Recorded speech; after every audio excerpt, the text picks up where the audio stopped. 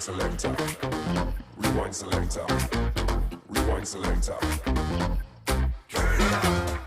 rewind selector, rewind selector, rewind selector.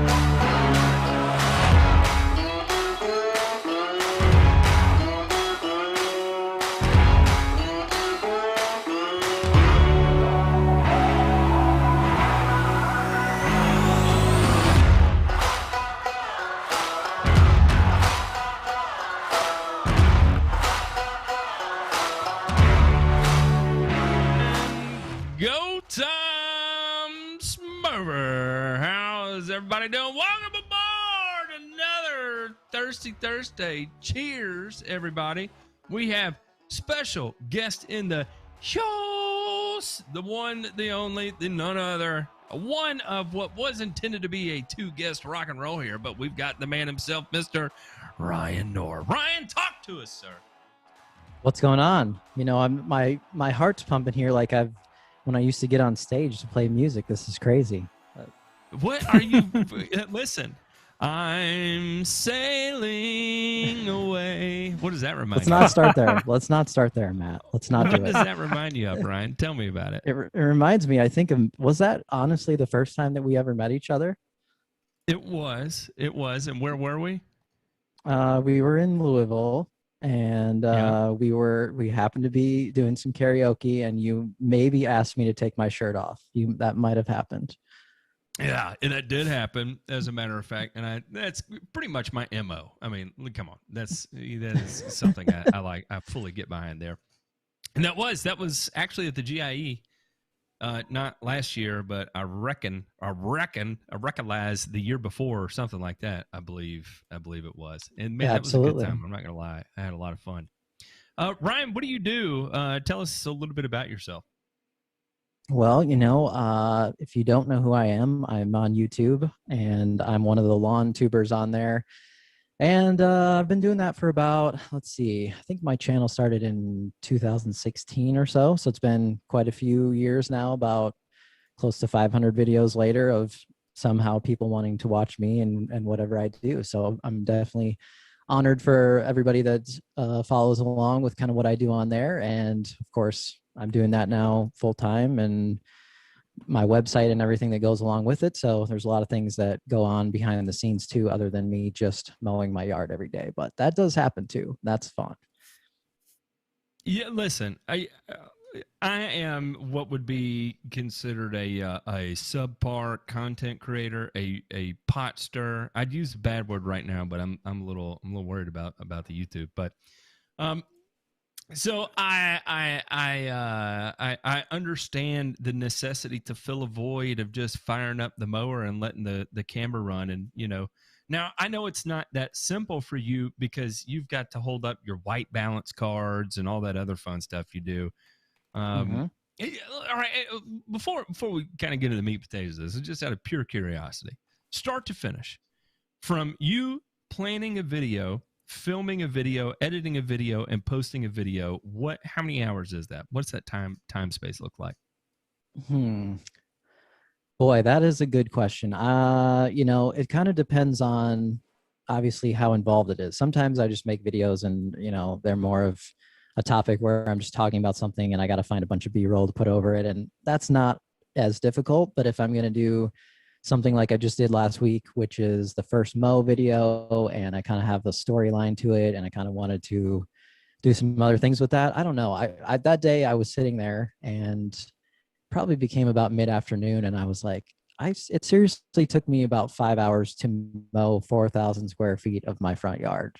So that was a little ridiculous. But after that, editing, again, I would say it takes me anywhere between 5 to 8 hours of editing, depending on how involved it gets and what kind of music I go pick and all that fun stuff. And then, you know, surprisingly, I think people don't really think about the fact that after you get done with the video, you're excited because you're like, oh, sweet, I'm done with the edit.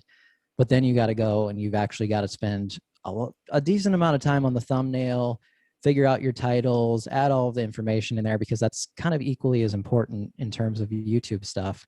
So all in, I don't even know. I'd say probably 15 hours. Listen. That is a significant amount of time. I want everybody to stop what you're doing right now and think about putting together, planning and executing a 15-hour project, right? And then doing that, 3 times a week, 4 times a week sometimes. I mean, that's a full-time job. That is a legit full-time job. And then add on to it, like, I know we've had a few Zoom calls that last into the wee hours of the morning too. We're working on stuff behind the scenes as well. Is there ever a moment to take off? You know, during the season, it's pretty hard for me. I definitely am doing at least something work-wise 7 days a week, and most of the time it's 8 hours a day at least. But most of the during the season time, for sure, it's way beyond 8 hours a day, and that's okay. I mean, it's fun, and that's my life's work right now. So that's kind of what I expect it to be. If you're gonna run your own deal and you're going to do your own thing, then obviously it's going to be more than just punch the clock and come home. So I get all that part of it, but yeah, there's not a whole lot of time. I try to do my best to take a few moments here and there and realize that there's other things outside of my work and outside of lawn care and all of that stuff. But it just, I'm kind of an obsessive person anyway, so it's hard to get away when you work at home and everything you do is at home. So it's just easy to get back to, I should go check some email and I should do this and that. And yeah, that's kind of how it works out. How many, what was the Photoshop gate last year we ran into? Kind of give us a rundown of what happened with Photoshop gate, because that was one of my favorites. I think it was on the lawn forum somewhere, and I would love to say that I could spend more time on there, but I obviously can't with what I'm doing. So I believe it was someone tagged me and just said, hey, you might want to look at this. And someone posted something on there and said, it's just so sad when there's these people online who have a following and then they have to feel like they have to, fake people into thinking their yard looks good or whatever. I won't mention any names who it is. That's what the post said. But we all know who it is. And there was a picture, I think, of something. And so they were like, I'm pretty sure they're talking about you, So I went there and I responded back and I was just like, you can just name who it is if you want to just be real about it. Like, you can just call me out if you'd like to, and then I'll tell you what the facts are. And they were like, oh, well, you've been photoshopping all of your videos to make everything look good. And I was like, really? Well, it's pretty difficult to Photoshop, which one isn't really, you can't really Photoshop moving video. But, if I had some still pictures there, maybe that would be a little different story. But yeah, they were telling me that I was Photoshopping everything and making it look better. So, I'd like to have a film crew and I'd like to have a Hollywood CGI crew and everything. That would make things a lot easier for me, but that's just not the case. So it was kind of a funny deal. And I think the person ended up just kind of going away after some other people were like, you're crazy and this doesn't make any sense. And they just disappeared. Listen, I have played around with all kinds of color correction before, and it is, when you're taking a moving target, right? Like and they were calling the question your drone shot, as a matter of fact, if I recall correctly. Yep. The complexity of layering in the areas that layering in a moving target for color correction in only certain areas and not other areas. Like, it would be obvious if you had a roof that was green, where you did a green overlay or a blue color overlay, because everything else, the driveway that would normally be a whitish color or gray color would be an overlay of blue or green as well. And to avoid that is that's not within the scope of normal editing, right? Like, that's, I don't know, but I thought that was hilarious. And I've got this running theory for everybody that's at home right now, that people are harder on Ryan Knorr in the lawn care community than compared to anybody else in the lawn community. I don't know why that is. It's a running theory I have. It's kind of like how the overwhelming percentage of people in the lawn community are also IT specialists or IT people or IT or engineers, right? What's up, the lawn engineer? I saw you over there in the chat. It's and kind of in the same way, my theory is that I don't get it. They feed on your niceness, and I also think about the screenshots, and I probably shouldn't talk about this publicly, but I'm going to. Oh boy, from Missouri that had the hard on for you was one of the most extreme examples of that I think I've ever come across. It was, and we're just reading that, I felt humiliated for that guy. And we don't have to dive into the specifics of it, and I'm not part of that group, so It's probably none of my business anyway, but shout out to all the Missouri guys that shared that with us, because that was breathtakingly horrific in a weird way. Yeah, I mean, when you're on the internet, you kind of have to get, I don't know that I want to say you have to get used to it necessarily, because I don't think that there's a place and time for anyone to be rude and, sometimes hurtful or whatever the case is, and think that that's fine just because it's on the internet. But being as you go along and you get a following and that type of thing happens, it just, I've definitely learned to deal with it. At first, you're just like anybody else, where you're like, they're not understanding me, or they're not understanding what I was trying to do. And you're trying to convince them like to change their mind, which in the end, you just know you can't. So you kind of learn over time that just let that stuff go. And it's really not a huge deal. Now, of course, there are times when things get a little strange and someone might kind of go beyond just being rude, or they're personally attacking you or something else. And, there's a time and a place to block people off YouTube too. And I don't have a problem doing that sometimes if I think that this isn't a place for this kind of hurtful stuff on my channel. It's up to me. It's my channel. I don't have to just allow anything and everything to go. So that's kind of what I do. But for the most part, I let everything. If somebody has a problem with me, if they just don't like me, whatever the case is, I mean, I'm not going to change their mind. So it's fine. It is what it is. Well, you know I love you, Ryan. And speaking of horrific color correction, I was adjusting the brightness on my camera there, and I went real bad on that. Ray, yeah, what and are going you doing back today? to, Tell us. Well, go ahead. Tell us, Ryan. I was just going to say, going back to that color thing too. Obviously, everybody picks a time of the day when your lawn looks the best, when you're going to film something, or you're going to get the best angle of the sun and the stripes. So yeah, obviously you're going to do that, and you're going to show it off at that time of day. At least that's what I would go for. So if you're looking for some tips out there, then obviously pick the best time of the day to shoot a picture, and then you don't need to try to fool anyone on anything. All right, Ray, tell us, what are you into? What have you been doing? What do you got going on over there? Nothing earth-shattering, of course. Yesterday, I got to play with my favorite toy again. Which one is this? The Geo Ripper. Oh, excellent. What'd you do? Did you install some heads, new line, new zone? Actually, I had to install this 10-inch deep root barrier for somebody because they didn't have proper edging between their Zeon Zoysia and the rest of their landscaping. So a root barrier. Just real quick, tell everybody what a root barrier is, the materials you use to do that. That's it's not something that most people normally hear. Okay, what a root barrier is the one that I use is basically a 10-inch wide by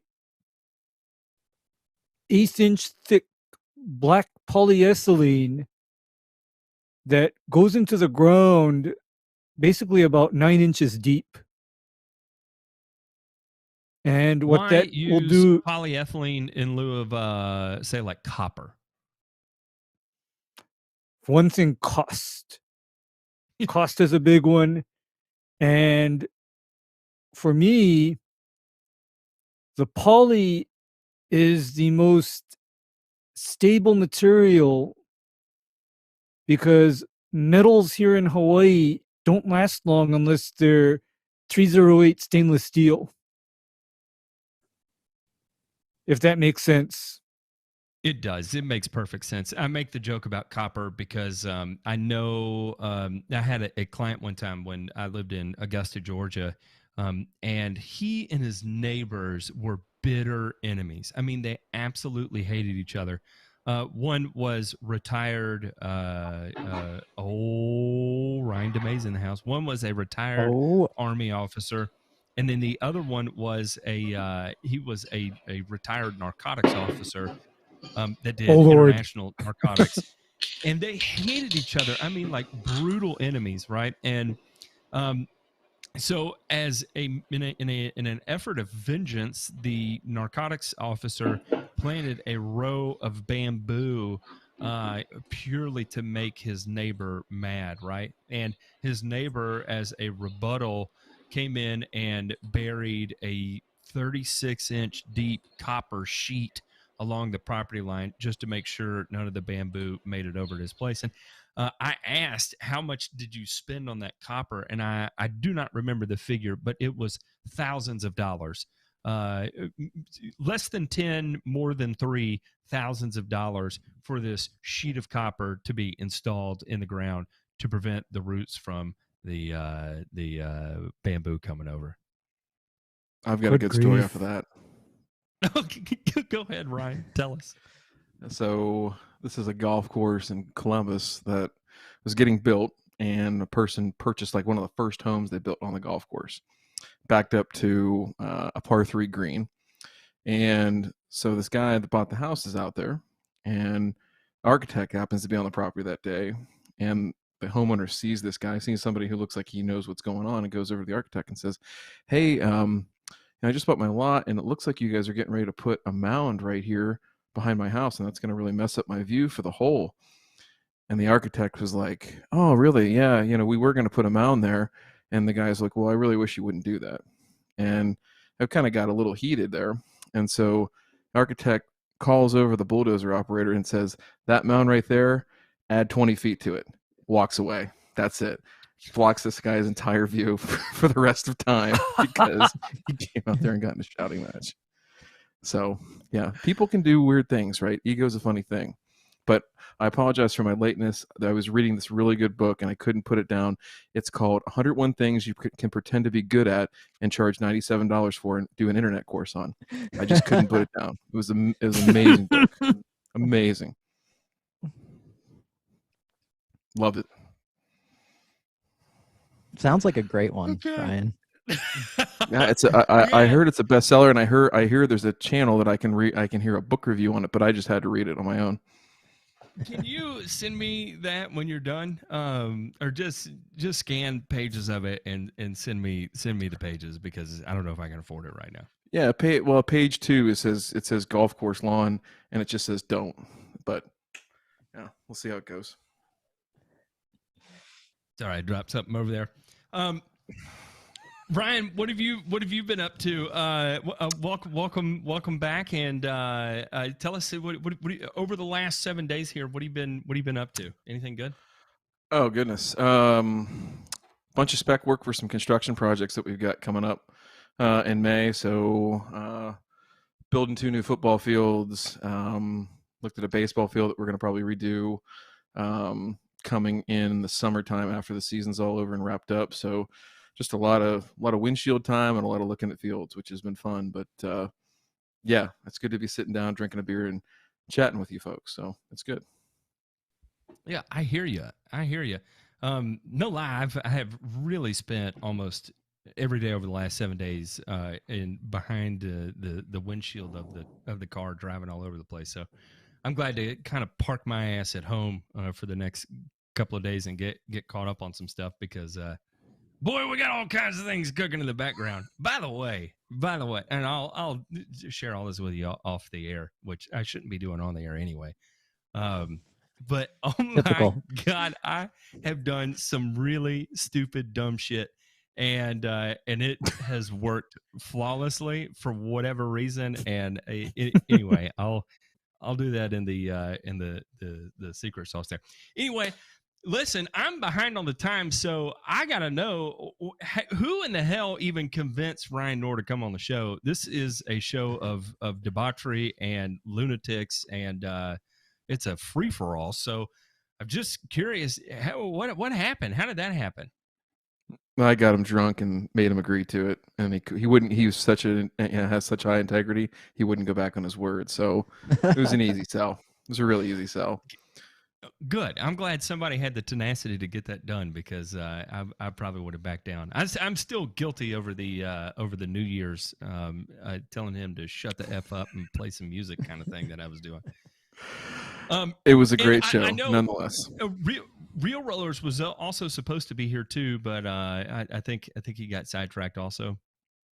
Yep. Yeah, Lee was supposed to be here tonight to kind of go over what we're doing down there with that project this year, but he got a little sidetracked with some things. So I just said, I'll come on and talk about what I know and not talk about things I don't know, because there's going to be quite a bit of it. But I'm interested to hear a lot from Ray today as well, in his favorite topic of Zoysia, which we're going to talk about, I'm sure.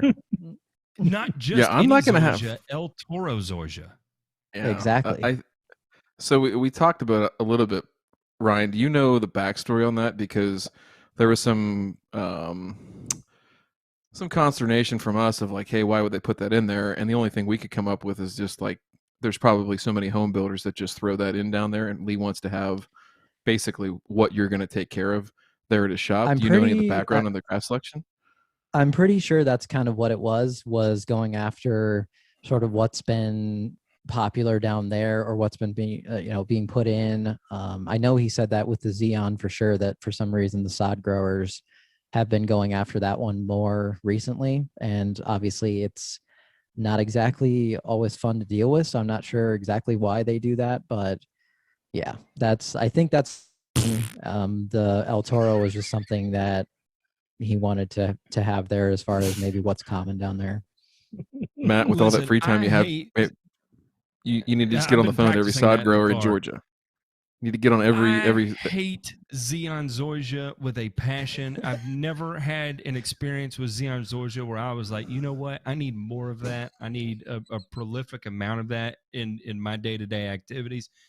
It is as finicky as any of the Zoysia grasses. Palisade, I remember when Palisade came out, and specifically in Memphis. And Memphis is this weird area where it's too hot to grow fescue, and there's a lot of old neighborhoods there where you have big trees, and so everybody was buying Palisade Zoysia because it is the shade tolerant Zoysia, and they're just installing pallets of Palisade under trees and installing pallets, and it's all dying, and they're like, but I installed the shade tolerant Zoysia pallet, I paid a premium for it, and this crap is expensive.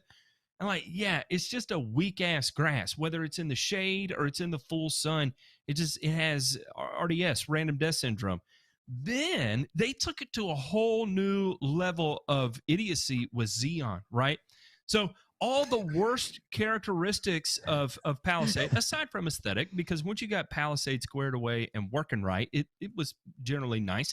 It didn't look any different than Meyer Z52. It just died more often at the seemingly drop of a hat. So at least it looked like Meyer Z52, which was great and exciting, right? That it looks familiar in such a way. But then they went and turned the table over to Zeon. Like, Emerald has its own quirkiness with cool weather and that fun stuff. But how do you take away all the positives from Emerald and just turn it into nothing but a list of complete and total shit with Zeon, and then sell it at the rate they are? It's amazing. I hate Zeon Zoysia with a passion. Right? Tell us how you really about feel. Zeon? You tell me your Zeon theories. Okay. Actually, for 99% of the people that actually have Zeon Zoysia, they shouldn't have that grass for one reason or another.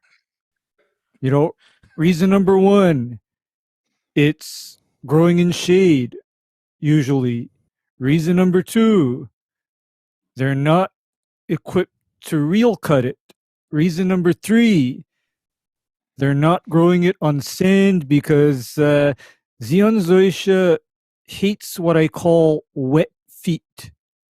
And what wet feet is when the grass is growing on, loamy, silty, clay-like dirt that never dries out. The grass just up and dies, and it up and dies usually in the winter, if that makes sense. Well, we got winter a good in surprise Hawaii for you, Ray. Because it was definitely wet and looking pretty interesting when I was there. But I also strict instructions from RD here did a texture test of the soil too, so that we have that part as well. All right. Oh, we've got data. Someone went down there and collected data? No, I did. You came on air with some turf scientists, not me, and brought data? What are you thinking, Ryan? My heart is racing. I'm so excited. Ooh. We'll see that big bump in potassium in the green, right? Yep. Oh boy! Look at this. Oh boy! So we're low. We're critically deficient in phosphorus. We're low in potassium, low pH. So of course we're low in cal and mag. Decent sulfur levels. Low in boron, which what is it in Georgia? It's all going to be low in boron. Critically deficient. Well, that wouldn't be critically deficient, but low in zinc too. That's something I would step up to the plate on. Little bit of sodium, and a little bit of organic matter, and your typical. Look at that! Look at this CEC. Typically, I'm going to see Georgia somewhere around 10 to 12. Did he bring in soil to lay that sod? I'm just curious. Yeah, he did. Yep. Okay, that makes sense. This makes sense then. Interesting. Oh, look, we've got a sand silk clay texture class here. That's all you, Ryan DeMay. Look at that. That just looks like, if I had to guess, and I've seen some other guys from down there have posted different things from Atlanta and Point South. I think it's just like a dirty sand is what we would call it in sports turf and things like that. So if you're building a sand-based field, doesn't necessarily mean it has to be the USGA specs. You can also, for higher traffic or higher intensity in traffic, you would want to put a little bit of silt and clay in there to give it some structure and also to give it some water nutrient holding capacity. So I would guess that this is probably what it is. Probably just, again, a dirty sand. I would love to see the sand fraction report, but hey, that's just the nerd in me, right? Next time, RD. I'm going to hold you to that. Real quick, our resident rocket scientist wanted to know how much humichar they put on the real roller plot. Nor do you have any insight on that? I don't think any. I'm pretty sure none. Well, I'd say it's probably not going to work. Somewhere between 0 and none. Good. Yep. So I guess here's my question. I'm all for diving into the science, but I'm not a Zoysia guy. Don't know anything about it. Here, Ryan, hit your clicker. Yes. Don't know. That's 2. First time. Right? First time. So I'm not gonna go all willy nilly and just say I know whatever it is there is to know about Zoysia grass. That said, I'm more interested in the management of this place. Like, who is doing the work? Who is going to make these applications? When are they going to make them? How do they know that it's time to make them, right? Because, I'm looking at this from a business owner's perspective. This guy laid out a lot of money. Lee put down a lot of money to make this happen. And it's, right, there's going to be return on investment, right, for having that opportunity for people to be able to demo equipment right there, right? He doesn't have to go out to their homes. They don't have to wait for him to show up. They go there, they test it, they like it, they buy it on the spot, right? That's a pretty good business model. But if you're not going to take care of this living, breathing thing, Ray, this is where I'm going to let you jump in. Tell us the bad thing, and Matt, hell, both of you guys jump in. Tell me the bad things that can happen with mismanagement of, let's just say, applications, right? So let's just talk about, Fert and Chem right now. What are some of the pitfalls or maladies that can take place during the growing season and outside of the growing season for Zoysia? Educate me. My big one.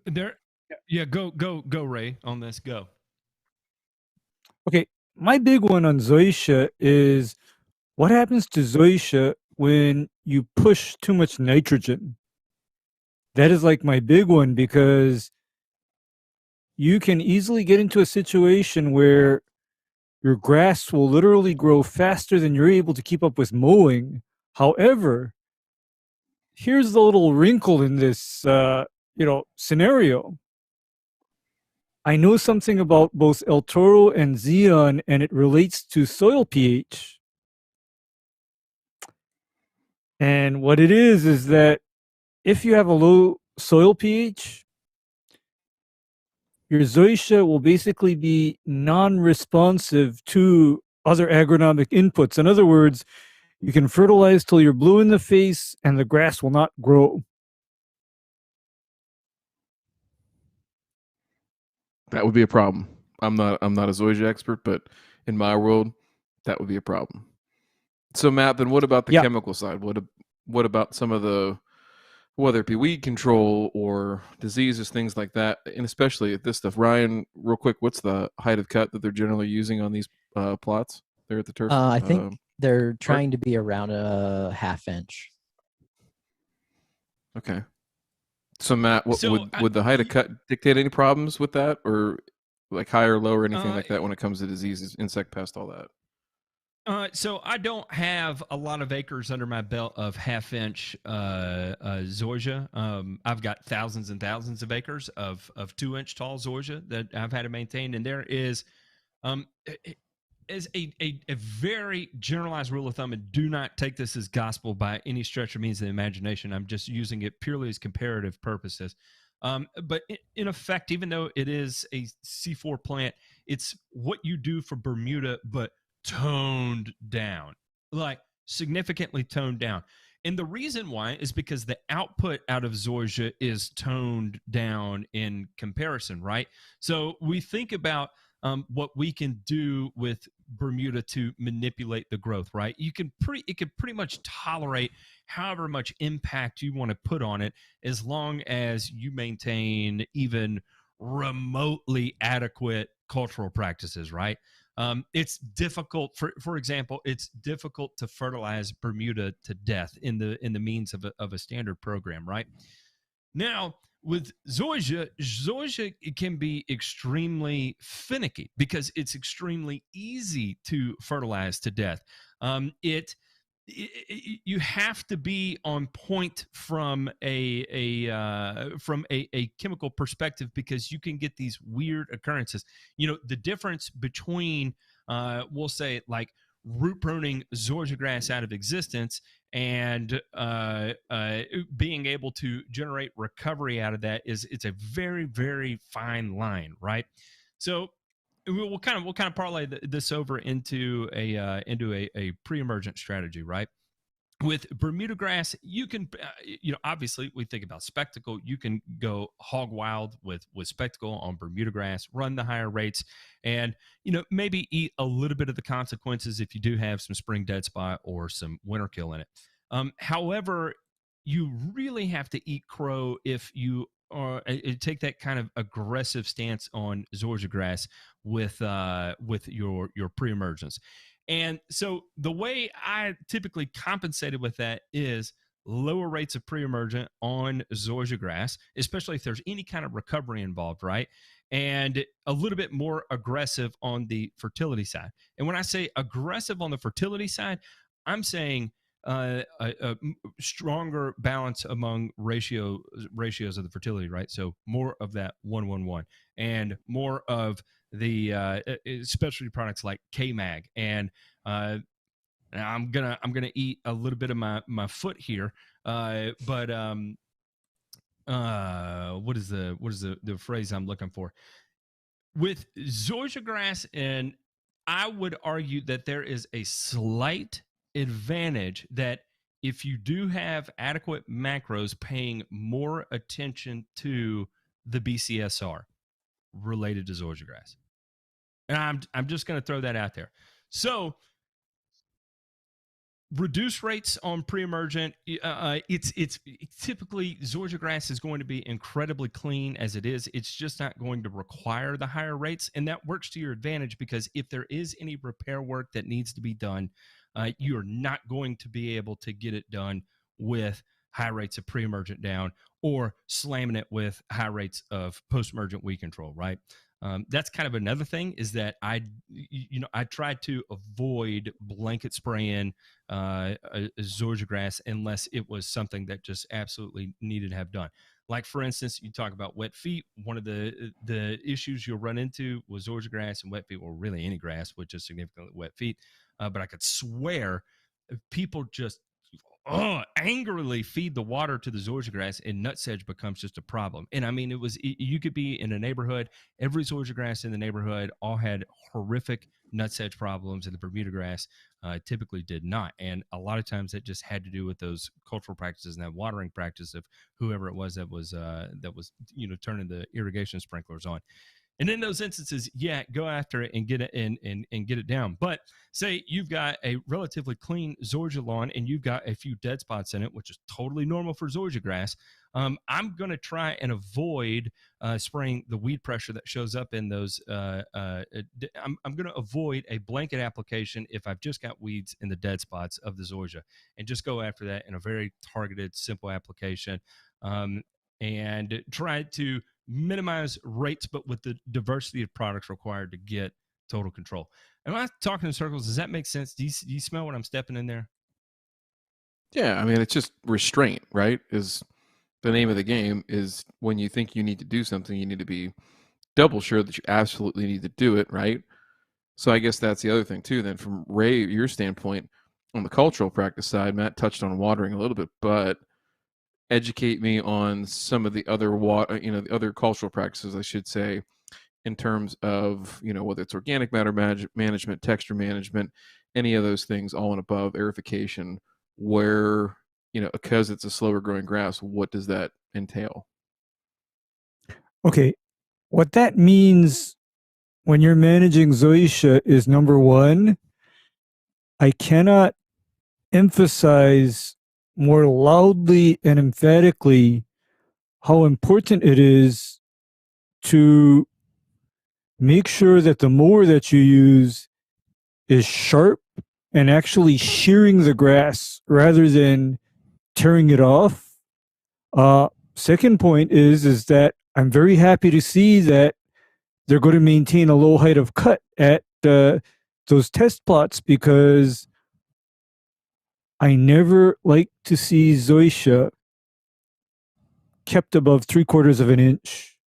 I don't want to see it. I don't want to deal with it, because what happens to that zoysia is it tends to build up a lot of thatch when you keep it higher. Number two, that high thatch also then welcomes diseases such as brown patch and pythium and dollar spot into your management situation as well.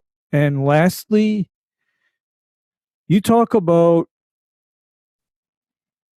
other cultural practices such as aeration and thinning. Zoysia actually starts to have a problem with a lot of thinning type operations, because once you thin it mechanically, like with a verticut machine, it is going to take a while for it to grow back. So the name of the game is literally to avoid putting yourself in situations where you need to go in mid-season to, say, verticut out, because number one, for example, you're pushing too hard on your nitrogen, or you're pushing too hard on your water, or number three, you're not mowing low enough. So, those are things to consider, because like typically when I manage zoysia, there's certain points that I hit on. Number one, mower is sharp and actually shearing the grass rather than pinching it or tearing it. Point number two, I'm not pushing hard on the fertilizer. Point number three, I'm mowing low enough. And point number four is, should I ever get into a situation where I detect sponginess or thickness in the turf, rather than raising height of cut on my mower, I actually do the opposite, and I cut it down a little bit lower to try to get rid of some of that excess material. I'll say is there right any now, benefit? Just of any turf I've ever managed, the one that is always the fastest to rut up is always zoysia. Always zoysia. And Ray talks about how first sign when you detect it becoming spongy. Let me tell you, anybody that has maintained Zoysia out there knows exactly that feeling when you're going across it. And normally Zoysia is soft under your feet, though, but there's a certain amount of firmness that you just lose at a point in the season, and typically that's going to be between July and September, right? Where it just doesn't feel right under your feet. And then that's when you start having the weird, creepy things coming in and just issues appearing in your Zoysia, right? And you're at the latter half of your growing season and you don't have time to make the repairs. And what are you going to do? You're going to have a dead spot there. You're going to have a bad POA problem there. You light it up with pre-emergent, then you get sucked into the cycle, right?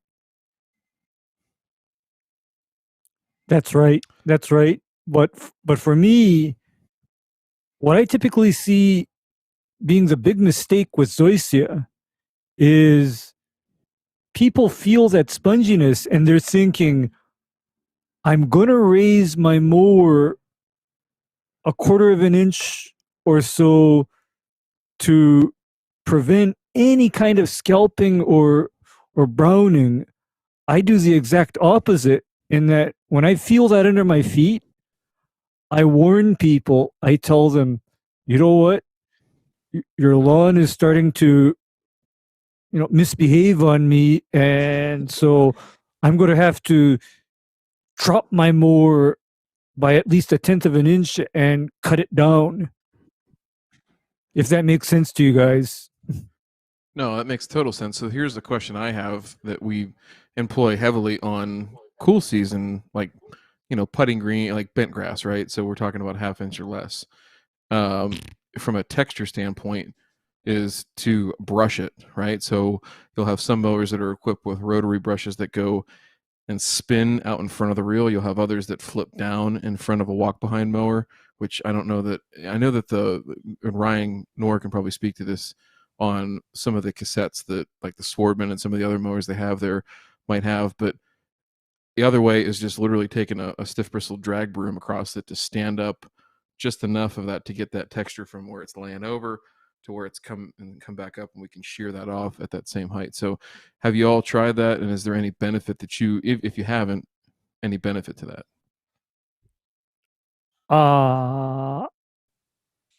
I'm usually out there myself on my yard with a hand broom, pretty much is what I do. But of course, we know I like to do crazy things, RD, like sift soil and all that fun stuff. Yes, you are a nut job. Meemaw Nor out there with the push broom, putting a little hot wallop on that grass so you can get a cleaner cut. You heard it here. Okay. Here's the thing about doing that to Zoysia.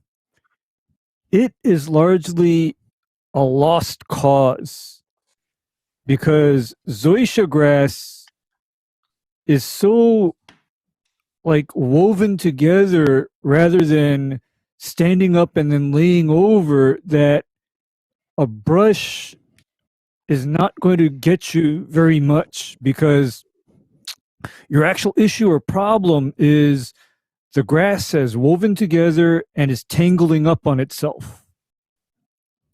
So when you get into that situation, the other good thing that I've seen done to Zoysia that is starting to do that is the carbide tipped star-shaped grooming blades, like what you can get on a Toro or a Jacobson or a John Deere greens mower.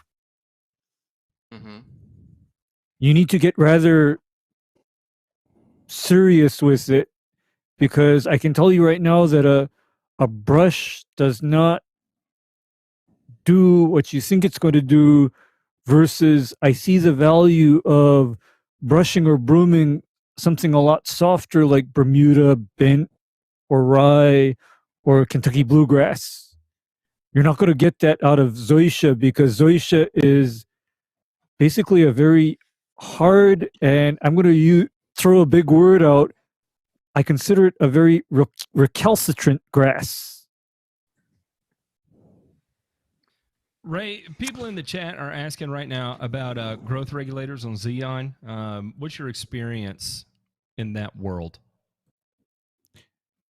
I actually consider PGR use essential if you're not able to mow Zeon every other day. If you can't mow Zeon every other day, I literally expect you to throw it on a combination of at least 2 PGRs. I know for me personally, in what I do, Zeon lawns get 3 different growth regulators tank mixed together, and the objective is to seriously suppress all growth out of that grass. And that's also done in conjunction with water and nutrient restriction. What AIs are you going after? You're using 3 AIs. Which 3 are those? Okay, AI number 1 is Trinexapac. AI number 2 is fluoropyrimidol. AI number 3 is prohexadione, also known as Anu. And they're literally applied at rather high rates for a real cut warm season grass. Yeah, I don't think they should really have too much trouble keeping up with the mowing part of it, because obviously that's kind of the whole reason why they put in the plots in general. And there's people there nearly every, Lee goes there too, I think on the weekends quite a bit too. So I don't think that part of it would be too difficult. But what I'm hearing so far out of this thing is I think I want nothing to do with Zoysia. That's what I think. Listen, it's just finicky, right? And until you get your hands in it and play with it, unfortunately you don't have any minor Z52 there, which will lead you to a false sense of security. Tried and true, baby. Shout out to all my Z52 fans out there. But that one will make you feel comfortable, and you'll feel good about maintaining Zoysia because it's way more predictable, right? You can be aggressive with it. I would say you're closer to like growing a grape, right? When you're growing grape plants, you'll kind of hear these different philosophies, like you go easy, it's for the first couple of years until it reaches a certain level of maturity, and then you can really start blasting it with cal nitrate and all this other stuff. And then you kind of have the other train of thought where you come out of the gate, and during establishment you absolutely blast the hell out of it, and then back it off as it reaches maturity, right? And so minor Z52, you can kind of take whichever approach you want there, and you have a pretty predictable outcome. Unfortunately, and I don't have a lot of experience with El Toro, but with Zeon, it's you kind of got to be ginger the whole way around. You have to be very deliberate with what you do on it. So having a plan and a strategy, and not just strategizing of what you're going to do, but strategizing beyond that, 5 steps ahead, that whatever you do, if there is an adverse reaction, what's your corrective reaction? So what, real quick, can we then, talk what, a little what bit would about be the your... go ahead. Yeah, I was just going to say, I wanted to go into the nutrient part of it, and according to the soil test, just kind of touch on that stuff in terms of how to apply those things but not go too overboard, it sounds like, in terms of the macros. Well, lucky for you that you were dealing Needs with a lot. Yeah, well, with deficiency symptoms right out of the gate. So in terms of macros, as a generalized rule of thumb, we're going to be at a 1/2 inch height of cut, right? So again, very general statement here. You could probably have to tweak this as the season goes on, but about a 1/2 pound in a month, 1/2 pound of P a month, and 1/2 pound of K a month. And probably just knock all those out with each application, right? And however you want to divide that into weekly or bi-weekly applications or monthly applications, whatever you see fit. And also, whichever direction you're going to choose to go on your micronutrients, you have low soil pH, but you're going to have to be applying plenty of phosphorus. So make sure you're using a good chelate to with a soil pH of 5.9. That it's low. I'm not panicking with a 5.9 pH. Probably in the winter, I'm definitely going to be doing some corrective lime applications there. But until then, until that point, because I am going to be including so much phosphorus, I'm definitely running a good total chelate, right? Like EDTA, because of the soil pH here, or EDDHA would be equally as effective either. Also, I've got a question. So would you, because it's going to be hard, he's probably going to run, I'd say 150 SGN or less on this half-inch height, probably greens height or greens SGN, so 90 to 100 SGN. It's going to be difficult to find a 111 in that. You might find like a 14,214 or something. That was my next thing. Was my whole thing would be because you can't find it. And the other thing too, from a demonstration thing, is you're not going to want to have people show up there and be like, oh, you know what? You can't use the basket, the grass catcher today because we don't want to pick up the fertilizer pills that we spread and watered in, right? Even if you're using context, you don't want to do that. So that's why I think the liquid and going out more frequently would behoove everybody all the way around. Also easier to dial those rates in too. J-Pink, can you pull up that drone shot also of it? I've got a couple questions. Did they, the one with the very obvious dark spots on it, did they attempt to burn anything, or are those just dark spots from areas that are dying? No, that's the good old burn. There's just no sheds close by, so we didn't burn anything down, Matt. Oh, that's funny. Okay, so it just got torched. Saying there, that's funny. Yeah, it just got torched. Okay, what about in the center row on the right? That strip on the right, that does not look good to me. So the middle, look like it's going to be coming out of dormancy very well. The far left is the El Toro, then the middle is the Zeon, and the right is the Tiff Tuff. And the middle there, the Zeon, when we scalped it down, that's what I was saying to Ray, was that there's a lot of moisture down in there and just kind of gunky almost, I guess I would say, is kind of what we experienced with that part. Mm-hmm.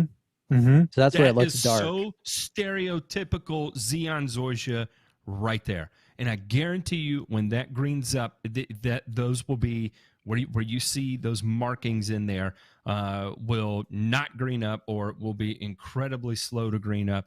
And you could reference this if you take another drone shot in the middle of summer. I guarantee you're going to see weak areas of the turf if you overlay this just in the exact same areas.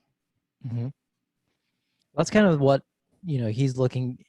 Of course, like you said, Matt, you're putting a lot of money into this, and obviously you want to take care of it the way that you should, and that's what he's trying to do. But also, he kind of wants to be realistic about it and show people, here's what's happened, and if we take a picture of midsummer, here's exactly what it looked like in the spring, and here's what it looks like in the summer, and this is what's happened, and maybe why. And that's kind of why we're talking about all this tonight, is to get an idea of what the expectations might be going forward and kind of what you might expect to happen. So those are interesting things to me. Yeah, so I would just go ahead and expect on resodding those two squares with a superior type of zoysia grass. I'm just kidding. But okay, let me ask this. To date, what has been put on that center plot? That's where I wish Lee was here, because I don't know exactly what they did last year. It was put in around September, I believe, or August or September, somewhere around there. And then he did a soil test initially with UGA, and that came back with pretty much very similar to what I just got on Waypoint, same pH and everything there. And so I know he did some lime last year towards the end of the year. He told me, I don't know how much he put down, but I knew going into seeing that at a 5.9, I expected it probably hadn't changed all that much. And so this year he just told me, I think I told him basically initially looking at that test that we were looking at a 111. So I think that he put something down recently, but I don't know exactly what it was yet. Yeah, just curious looking at that because those are going to be trouble spots coming out of the gate, and my big fear is pre-emergent season. You get in there, you start hammering it, and now already at the start of the year we're in the middle of a grow-in program, right? And if we did get aggressive with the pre-emergent program, and now we've got to rely on a grow-in program, we shot ourselves in the foot unnecessarily. Right. Actually, yes and no, Matt. Yes and no. Here's my experience with Zoysia and aggressive root pruning herbicides. For me, Zoysia actually tolerates aggressive root pruners a lot better than the other warm season grasses because most of your Zoysia regrowth occurs from rhizomes that are going to emerge from below where that vapor barrier is in the soil, so it'll literally pop up through the vapor barrier and come up. However, the catch is that if you do too much root pruning, your surface or your canopy will be thinned out because the canopy is also dependent on the stolons establishing and sending up foliage. But if you root prune that too much, then guess what happens? You just thinned out your canopy as well. So you actually do need to be careful, but it doesn't make me nearly as nervous as, say, low-cut Bermuda. Whereas low-cut Bermuda, if you get, willy-nilly with your root pruning pre-emergence, you're not going to have a good time at all. So, I have, and this is just totally my experience is higher rates of pre-emergent have always been counterintuitive to the success of Zoysia grass in my experience. And it's, I don't know, it could be totally a regional thing. It could be a transition zone thing, but especially on one of those grow-in style programs. And I think about, so this reminds me very similarly of a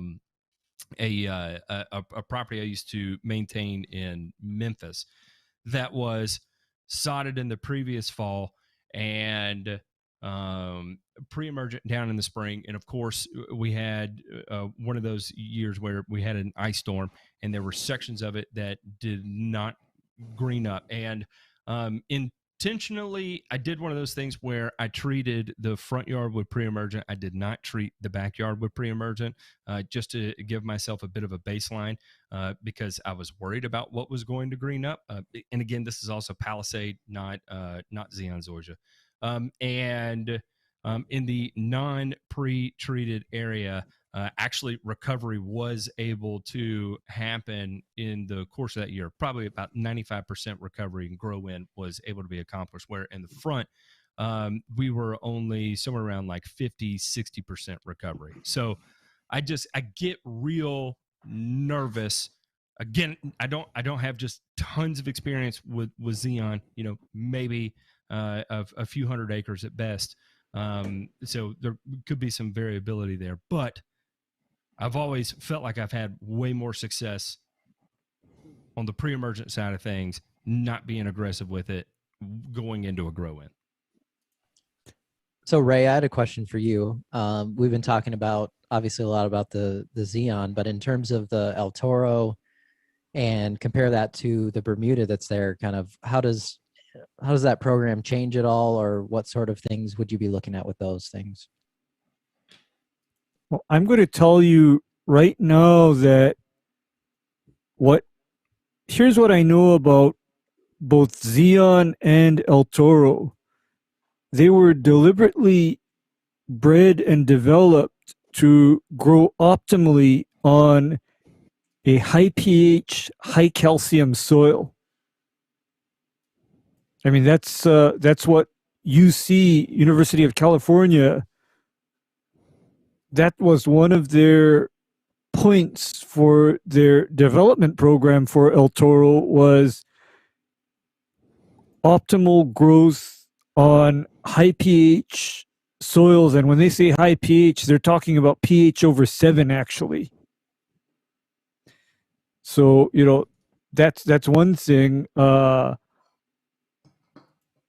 thing is that when you try to grow either Zeon or El Toro on a low pH soil, where you see your issue is in the root, rhizome, and stolon development, because those grasses are actually adversely affected, and I can literally tell the approximate pH of someone's soil just by looking at how the root system is doing on their Zoysia turf. I can tell because in an acidic soil, I don't see the kind of root development that I see in, say, a Zoysia turf growing on, say, pH 7 or pH 7.2 soil. If that helps. So that'd probably be something that would do pretty well if I had longer heat season here on actually what I have going on. So what do you think, RD? I don't know how much of that. I mean, so obviously C4 grasses, Ray and Matt is driven not just by temperature, but more so by light and the quality of light. Yeah. So Yeah. is Zoysia the same deal? I mean, I'll go look right now what the DLI is for like Zeon versus Bermuda, but I got to imagine it's probably drastically different. Actually, to me, the other factor about Zoysia is that Zoysia also tolerates lower light intensities overall, but the only weakness that I've seen in Zoysia is the fact that Zoysia does not like daytime temperatures under 75 or nighttime temperatures under 70. It just doesn't perform well. It just, and if you have a time of the year or the period of the year where that is your normal weather, that is not a good time for Zoysia. Because and I'll tell you where he is, that's going to be outside of that range. He's going to have maybe 10 weeks within optimal range there, even where he is in the North Atlanta area.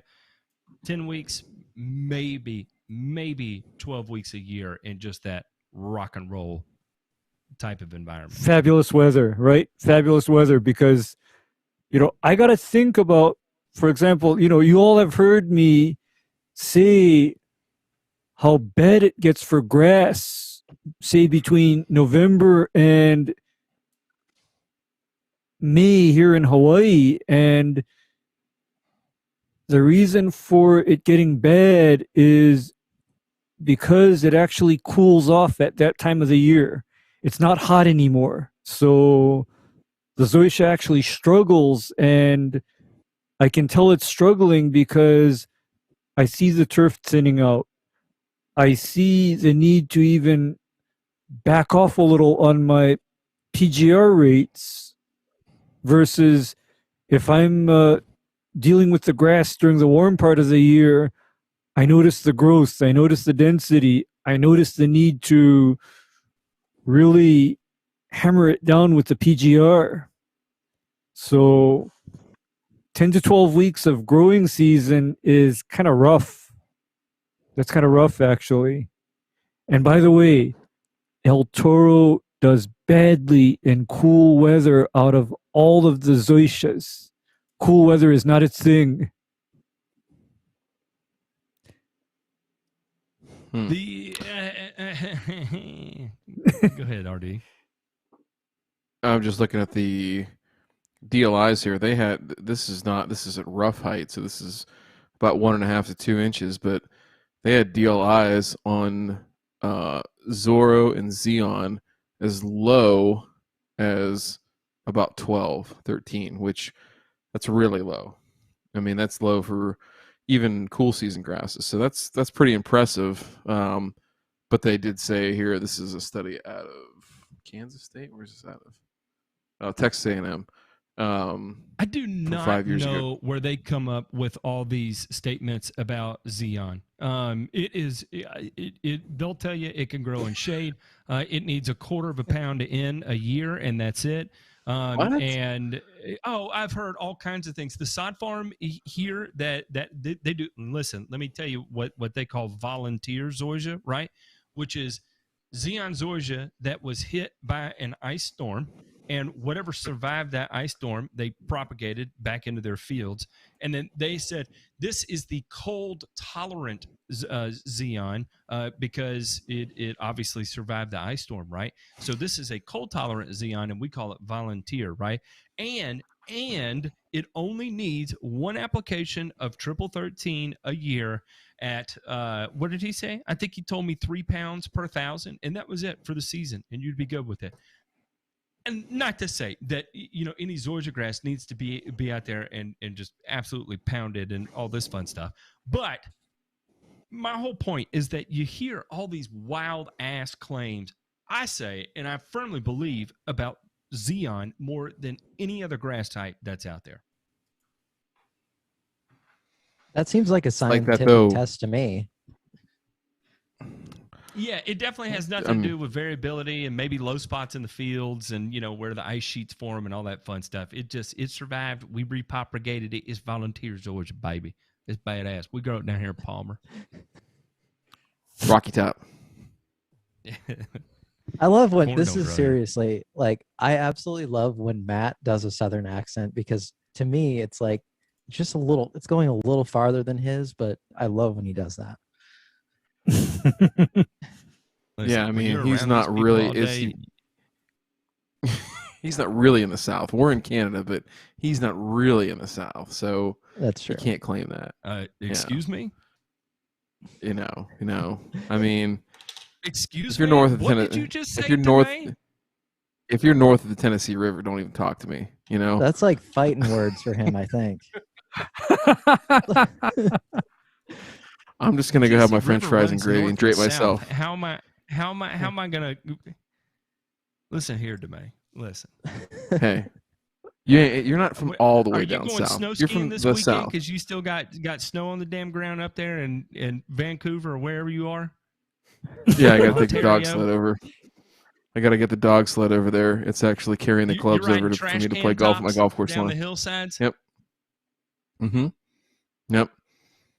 I'm waiting to figure out what to do with the snow mold on my golf course lawn. I'm waiting for that module to come out. It should come out soon, even though I paid my money, but it's not out yet.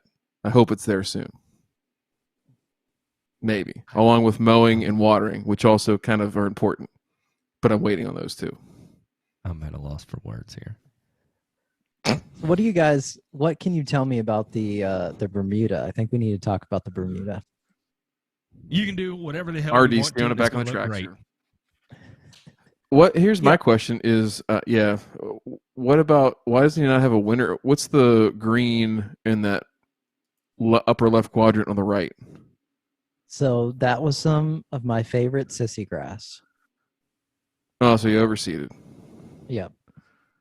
That's a not great overseed, but it was pound that stuff. It was color late. Variability there. It was late, I think. Give me that 20, 25 pound rate and just hammer it, right? Yes. Spring Ryan, transition listen, be damned. You know exactly what I'm talking about there. If a baseball field does not have 20 to 25 pounds of perennial ryegrass on it, it ain't a damn baseball field. I'm telling you right now. It's gonna look awful in about a month down there, not even a month maybe. Yep. It's gonna look awful. But yeah, and I don't know if he did this yet, but he called me a few weeks ago and he was like, should I be spraying this out or what should I was like, yeah, I would suggest spraying it out. So I don't know if he got that done, but I think he was at least planning that part of it. All right, so good question here for just to throw it out there. What is your favorite wham, we're knocking this stuff out and it's going bye like right now, versus the Monument. I think I know what you're going to say for the slow and gradual transition, but I think I know what you're going to say for both of them. But I'll tee you both up here and let you talk. I don't do slow and gradual when we're talking about Bermuda grass. It's either monument or katana. End of story. Those are your only two options, in my opinion. Go ahead, Ray.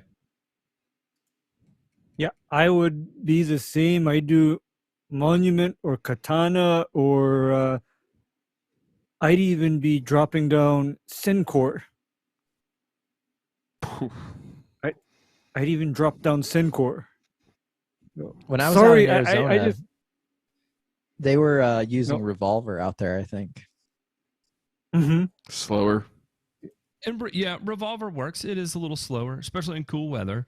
It's not very broad spectrum. And so that's why I wouldn't reach for it. Your cost to reward ratio there isn't there for me, versus something like specifically Monument. For example, you're talking about extended period of nutsedge suppression too going into the season. In my opinion, more effective on broadleaf weed suppression too moving into the season. You'll see later emergence of any buttonweed, if any emerges at all. And that's going to be another thing too. Buttonweed is a real thing in the South. Like it's for real, and it's real deal. And I'll say buttonweed and damn it, what is the other one? I'll think of it here in a second. You go ahead, Ray. Okay. Yeah, my thing is that Revolver is kind of a specialty product in that I don't even think of it as a POA product. I think of it more of a product for weedy species of paspalums and crabgrass in instances where something like Quinclorac is not a good fit in a warm season grass. No. However, here's one thing to keep in your mind, in the back of your head: Quinclorac and hybrid Bermuda grasses do not play well together. They do not play well together. So let that go. I can attest to that. Yeah, here, because I'll find a picture for J Pink to put up. Yeah, because to be honest with you, do you guys know what I typically run on emerged crabgrass here in Hawaii? I'm going to say either Tribute Total or Revolver and Celsius or Syncor and some other thing that only Ray would do. Syncor plus tenacity. Actually, my favorite for crabgrass has become Revolver plus imazaquin. Damn. Okay. Yep. Makes sense. Revolver plus imazaquin. I mean, those two play very well together as far as removing grassy weeds from a warm season turf. And it does it with, minimal stress to the warm season turf, provided you spray it correctly, because caveat that. Thank you. Imazaquin can be very funny if you overdose it even a little. I'm going to give you the aggressive head nod there, because I have made some imazaquin applications over the years that looked non-discernible from a monosodium methaarsenate application. Just looked completely identical, smoke and return, burn and return type of application, because, of course, that's out of a Chemlon gun, right? Right. Versus if you do it, judiciously and correctly, no one will know you even sprayed anything, because the grass will not look any different. But that's provided, your calibration is on point. Ray, should any applications be done with a light coat, a mist, or a light coat, misting into the air with a light coat? Is that in the application handbook anywhere? I'm just curious. No, it's I think not. That's an RChem. No, it is not. And I find that statement of just mist it with a light coat, Nat, I find that to be rather triggering for me. Yes, I it find occupies R. Kelly real sang a estate song about in my that. head too. yeah, it's kind of triggering. Just mist it with a light coat. And it's like, so what are you trying to do? I mean, and the reason why I say this is because Ryan, Knorr, a lot of the herbicides that are employed for warm season grasses are very serious business. I'm talking about chemicals that are applied in terms of grams per acre. Mhm. And so when you're applying something that is applied at the rate of a few grams per acre, you cannot be lackadaisical or casual about it. It's serious business at that point. Yep. It is worlds apart from something like your three-way, for example. It's different. I don't know if he's trolling or not, but someone in the chat here, who's that? Nettles! Nettles says he over-applied a Mazaquin and it was a dead spot for 2 or 3 seasons. Stop it, Tiffany. Stop it. I can believe that because Imazaquin is literally a couple molecules away from imazapyr. Mm-hmm. So, and I've even had a bad experience with Imazaquin, not caused by me, but caused by somebody that didn't know, and he sprayed the full label rate of Imazaquin onto the lawn 3 times at 30-day intervals. And the grass was smoked. Jeez. It was smoked. How do you? I mean, Phew. and by the way, Ryan DeMay, this was on Tifway 419 Bermuda. How did you not realize by the second time that you were probably really screwing something up? Like, there's just no way that there was not red flags going up everywhere saying, yeah, you know what? Let's do that third app. It might turn around. Yeah. Like, Well, of course, this person was just not following any kind of good agronomic practice because, for one thing, never get heavy with the herbicides on something like Tiff Tuff unless you're giving that turf adequate nitrogen, phosphorus, or potassium, because your mileage may vary regarding even something like Monument, because it doesn't take much for Monument, for example, to turn around and become phytotoxic, and your chances of that happening are greatly increased when your NP and K are not in order. Go ahead, Matt. That picture you posted there looks like something I've done 100 times with Monument. Like when I first saw that, I remember when you said that to me originally, and I was like, "Oh, that looks like a Monument or a Celsius application, either or." That's cool. And so when you told me Quinclorac, I was like, "Oh yeah, hybrid Bermuda Quinclorac. That's totally a rite of passage there." Yeah, that's yeah, that's not good. That's I a hear spot the pain spray. in your voice. Oh, That's I'm a over it zone now. Spray. And a very effective man. zone spray at that. Look at that. Oh no, quality. I mean Look how it straight knocked lines are. knocked the ever living shit. Oh yeah, the mower passes were total cheaters, but knocked the ever living shit out of the crab. Probably should have handpicked it. So some interesting things I learned about this. This is again Quinclorac on hybrid Bermuda. This is Tahoma 31 to be specific. And I talked to several folks about this, several academics, Sean Askew at Virginia Tech, and also James McCurdy at Mississippi State. It's actually funny because Dr. McCurdy had the most information to offer because he had actually tried to simulate this exact thing for their field day down in Starkville this past summer.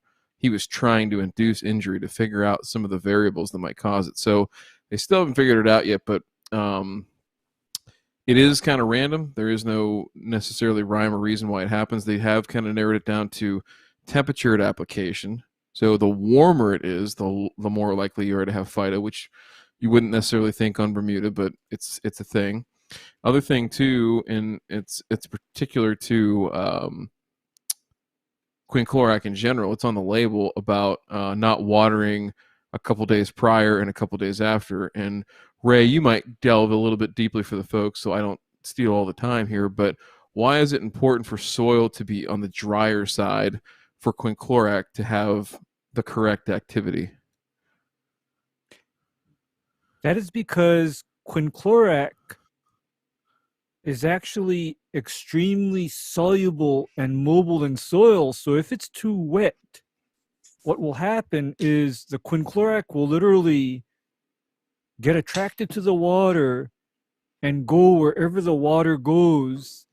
So you actually need to have very good control of your water when you're working with something like Quinclorac. And in fact, the other herbicides that are actually very similar to this are Tenacity and Pilex, because those herbicides too are actually very water soluble and mobile in water. So if you get too much water or too much rain, you can literally flush those products out of the ground before they even have time to actually work for you. I hope that answered the question. Yeah, no, it did. And so I can tell you, Matt, this year, the spray sheet to take care of any emerged crabgrass this year will be pocket knives and a 15-pack of Keystone. We'll walk the Perfect. And Yeah. I think it kind of points to also, so Quinclorac is one of those things that's it's a weird one, right? It mimics auxin, and you It's kind an of ALS, get yep, two yep. different, some kind of you get two different weird activities out of it, right? Depending on what you're treating. But if you were to spray a 3-way herbicide, right, and in the heat on Bermuda grass, it looks identical to that. I mean, absolutely identical to this. So anyway, just kind of an interesting thing there, even though it's not an auxin herbicide, it's what is it? Carboxylic acid. So what is it, Ray? ALS, it's an ALS inhibitor, but No, it's that's actually the other thing. It's a quinoline carboxylic acid, chlorinated carboxylic acid. However, it is still, number one, an auxin inhibitor on susceptible weeds, but two, as far as the grassy weeds go, it then acts as an inhibitor of cell division at the growing point. So that's why it will work on things like crabgrass or foxtail. But if you were to ever get Quinclorac near beans, clovers, alfalfa, tomatoes, eggplant, or bell pepper, or potatoes, heaven help you, because those crops are actually extremely susceptible to the auxin activity of Quinclorac. That's why Well, you you know see what? the action on wild violets too, right? Yes. I'm pissed now because there goes my golf course bell peppers. Damn it, Jesus! I can't. Oh God, I'm so mad at myself. That wasn't in the modules. Ugh. There What am I gonna do? It wasn't RD. That it wasn't covered. Wasn't covered there. But you know what? Maybe next year. Maybe I'll have to go to the $147 package to get the bell pepper golf course stuff. I'll get there. I gotta graduate. 6 months ago I couldn't even spell grass. Now I can grow it. Maybe smoke it. I don't know. I had a Okay, question so for Ray in terms of Yes. another plan that we have at the turf park for basically probably about mid-June or so would be some sand leveling work that needs to be done. So what kind of things would you do there maybe to prepare for that or to approach that? Okay, here's how I would do sand leveling on Zoysia. And this is very important. Before you sand level, scalp that area down to the dirt. And the reason why I say that is because if you don't, you won't be able to determine what your actual true level is, because all of the thatch and the debris will basically act like a cushion or a carpet that'll hold the sand up above the actual level. And then when that thatch and debris goes through accelerated decomposition because you've buried it in sand, then that turns into a hollow in the turf, and you haven't really accomplished anything. Like, for example, kindly refer to the sand leveling video put out by another YouTuber that shall remain nameless,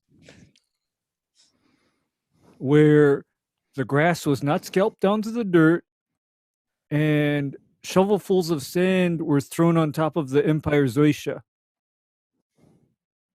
Refer to that. Okay. Was that a good time? I definitely will not do that. I can tell you that. Okay. Okay. Ray, what do you think would happen if you just, again, because there's enough space there to do it, but what do you think would happen if you, like, I'm talking like 5 millimeters, something real thin. What do you think would happen if you phrase mode Zoysia and then leveled it? Actually, Lord have mercy. I don't think anything particularly horrible would happen to Zoysia, provided your other agronomics are in order. You see, the picture that I'm trying to paint you folks is that all the scary things you've seen happen in Zoysia are largely related to pH is not right. Your phosphorus and potassium levels are not right. You don't have enough calcium and magnesium in the soil, because I know for myself, if I were to ever brutally do one of my down to the dirt scalps to Zoysia growing on acidic soil, I will most likely kill the lawn. So Zoysia is incredibly easy to mow a dead strip into the grass. I'll tell you that right now. It is especially with growing on firmer soil. I swear the crowns of the plants are floating exceptionally high, and you cut right into the damn things, and you'll have just a beautiful line of dead grass. And straight lines in nature, there's something fishy about that when you see it, right? Yep. Somebody was asking about sand capping Zoysia. I don't see any issues there. It was Telly, of course. Actually, I got to tell you, sand capping is actually my best friend when dealing with a Zoysia lawn, because you see, sand capping Zoysia that's growing on dirt is the next best thing to taking a bulldozer to that entire yard, scooping off the first 2 feet, and replacing it all with sand. So sand capping is a good thing. Picturing Ray on a bulldozer in Hawaii with a big shit-eating grin on his face. I told Ray before that whenever I move, I honestly think that I might just scrape off everything and just put down like a bunch of sand right at the beginning and just do all sand right away. And he was like, that's exactly the plan you should do. A bunch of yellow masonry. You just jumped sand. ahead. No, it's don't just say masonry sand. That gives me, God, what are you doing? I did that for you. I'm sorry. I know. What are you? Gosh, do we need to talk about using the Ziploc bag as a condom again? Red, yeah. Don't do the blue ones. The blue ones will, those are laced with acid. So while you're kind of on this, after you talk about the sand, can you talk about what exactly phrase mowing is too? We get some questions about that. Oh yeah, phrase mowing is a process where there is a machine that essentially, if you've ever seen them mill out asphalt, right? the little machine that's got the conveyor belt that shoots and grinds that up, right? So there's a machine that does that same thing with turf, and we can adjust it literally millimeter by millimeter to go down. And so it's particularly useful in stoloniferous and rhizomatous grass that can propagate again. So the idea behind it was originally for European football pitches, and over there they grow 100% ryegrass. Don't tell Ryan Knorr, but it's 100% ryegrass. Yes. And I so didn't the know problems they played football in Europe. It's football. Yeah. So they you're such anyhow. That's a fancy way of saying soccer, Matt. That's a Soccer, fancy way of saying whatever you soccer. want to. My They call bad. it football over there. Football I'm pitches. isolated here in the South. You are. So the idea was If you're not in the they South, always Matt. mid south, mid south. Not all the way like down in the basement south, but like southish, roughly. So the idea was that they couldn't chemically control POA annual, but they could mill out all that grass, right, and then replant perennial rye, and they would rip the POA plants out of the ground. Okay. So that was maybe 15, 20 years ago. They came up with this technology, and it proliferated throughout Europe, the UK, all that kind of stuff. My camera's going to die. Don't worry about it. Can you still hear me? Yeah, I hear you perfect. All right, fine. Don't worry about that. We'll go with the TV bars here. So the idea behind phrase mowing now with warm season is that you can do the same thing. You can remove POA. You can remove other grassy weeds that come up as well, and then get back down to just the little bit of stolons that are left in the rhizomes on Bermuda, and either let that grow back in if there's enough Bermuda there, or sprig back into it. And so it's a really popular process, especially in sports fields, but in some cases when you're trying to do leveling and things like that, like they'll use it on like baseball field, like where there's lips, they'll grind and mill those out, get them back down to level rather than like taking a sod cutter or something to them, because you can be much more precise. There's actually even, Ryan Knorr will love this, they actually have a phrase mower that has a dual mast laser system so that you can be ultra precise down to the 1/10% of grade. That's what I need. Maybe someday. Maybe someday. That. So yeah, that's it's a process on Zoysia grass I would be concerned about, just because of what you all have said about just how slow and cantankerous it can be. And it's not like in Bermuda grass, actually the fine folks at UT Knoxville did a great study recently about different depths, different timings, things like that.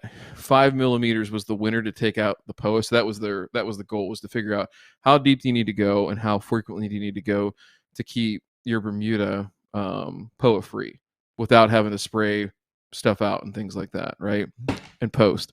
And so they figured out it was 5 millimeters, which is the shallowest depth, and you could do that once every other year, I think it was, and be pretty clean, be like 90% clean.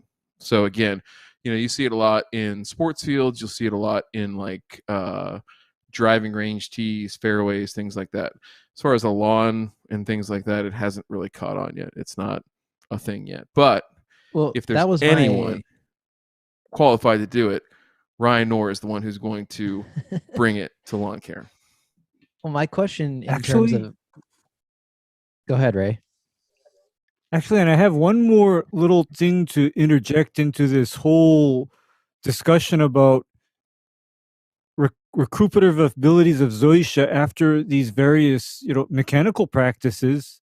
Oh Lord! I have one more test that I want to hear about from especially those Zoysia plots, and you know what it is, Ryan Knorr? What? A nematode assay. Because I thank you, Ray, for bringing it up, because I was going to say, if there's any turf type in the South that is going to be aggressively accosted by nematodes, it will be Zoysia. So kudos to you, sir. Thank you. No, and the reason why No, the reason why I bring it up, Matt, is because I think, a lot of your bad experiences with Zoysia have been that nematode related. No, it all has to do with nematodes because, and mole crickets. Mole crickets and nematodes, but then more so nematodes because nematodes are your elusive, mysterious pest, right? That is not addressed or dealt with your standard chemical programs. So, and the symptoms for it are often very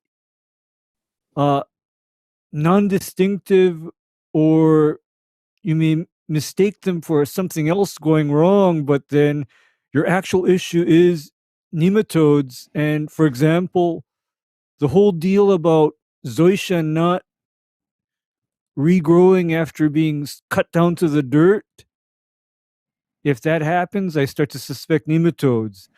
Die mysteriously over winter, I suspect nematodes. And the reason why I'm starting to think like that is because ever since I included nematode management in my overall Zoysia management program, I haven't had those bad things happen to me anymore at all. None. Cheap insurance, right? Yeah, cheap insurance Expensive because insurance. That is the expensive insurance. Okay. Well, I mean, in terms of an overall lawn replacement, right? Instead of going back and having to say, yeah, well, I forgot about the nematodes, and guess what? It's toast, right? Yeah, relatively because speaking, cheap. Right, Ryan, I think I've told you about what a square foot of, say, Zeon costs here in Hawaii. Oh yeah, not even close to what we would pay here. Like, she's got to be 100x. I'd suspect it's no more than 50 cents a square foot here. Okay, Mr. Demay, Zeon Zoysia in Hawaii goes for $4 a square foot. Lord have mercy. Does that come in kilos, or do you just get an 8-ball? Do you get an 8-ball aside? No, yeah, $4 a square foot. So, you could sod the damn thing 4 times. I mean, like, pay somebody to just put 4 layers of Zeon here with that. Stack Zeon lawns. Yeah. Yeah. So Matt, now you can get why if somebody tells me that a bottle of Exteris is about, $300, why I don't flinch. Why that doesn't bother me. Doesn't bother me either. I mean, $300 a bottle, and it goes out at 2 gallons of the acre, and you just, I don't have nematodes here. We do have nematodes in Ohio, but I don't have them on fields that I deal with. And again, it's cheap insurance versus a total lawn replacement, most especially for you, as you just alluded to with the cost. So, yeah. One thing I had a question about Ryan Knorr is there any thought to, just so he has something out there in the winter besides Overseed of Bermuda, and just for fun, would he throw bent grass out there? I mean, most bent grass greens in Atlanta have gone away. About that, you could put, but it's small enough. That is not fun. It's just, it's small enough. You can do like some Augusta stuff and put a shade tent up over summer and protect it. Whatever, just keep it watered. What's fun about that? Yeah, we're gonna put a $30,000 fan out there too, and just blow with a $3,000 electric bill just to heat our 1,000 our fun 1,000 square. I'm trying to pick a spot right now on a certain spot that I might be placing some bent grass at some point, and my wife and I were talking about that and trying to figure out the exact spot, but I don't know. It's definitely going to be interesting even here in the midsummer time frame, but I'm kind of excited to get started on something like that. I'm just going to say this. Even though what I just said, I'll say this. You're crazy. I love it. I love you, but you're crazy. This is, it'll be real.